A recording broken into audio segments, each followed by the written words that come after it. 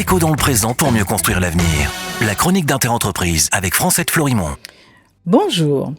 Aujourd'hui, pour débuter nos échanges désormais quotidiens, j'ai envie de faire avec vous un point d'étape sur le prêt garanti État. Vous savez, ces prêts mis en place par le gouvernement depuis l'an dernier pour permettre aux entreprises de faire face à l'arrêt volontaire de l'activité économique à cause de la crise sanitaire du Covid-19. Eh bien, au 16 avril 2021, c'est-à-dire hier, seules 3515 entreprises implantées en Martinique ont obtenu ce fameux prêt garanti État.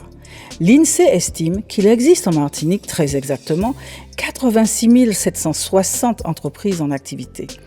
En faisant un rapide calcul, on arrive à un pourcentage de 4,1% d'entreprises locales qui ont obtenu cet accompagnement de l'État par temps de crise.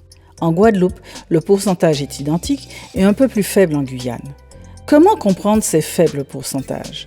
Tout d'abord, il existe dans ces territoires des entreprises qui n'ont pas besoin jusqu'à présent du PGE pour passer la crise.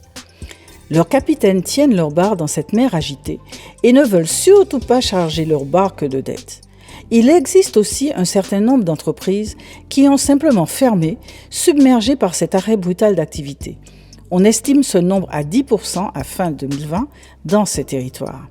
Il existe enfin des entreprises qui, perclus de dettes fiscales, sociales, fournisseurs, clients, salariés, etc., qui ne parviennent pas à réunir les papiers nécessaires pour avoir accès à ce fameux PGE.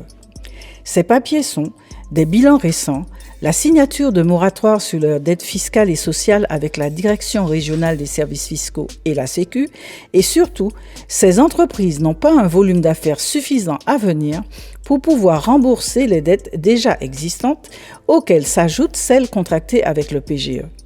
Et si aucun dialogue n'est entamé avec les services de l'État, les ATD ou avis tiers détenteurs qui ponctionnent directement sur le compte de l'entreprise pleuvent. C'est ce processus complètement dématérialisé qui a mis les entrepreneurs guadeloupéens dans la rue voilà quelques semaines. En outre, on sait que les banquiers et Bpifrance, à la manœuvre pour l'octroi de ces PGE, ne sont pas des philanthropes, d'autant que l'État leur a mis une épée de Damoclès sur la tête. Si les dossiers sont mal ficelés, les banques les auront totalement à leur charge.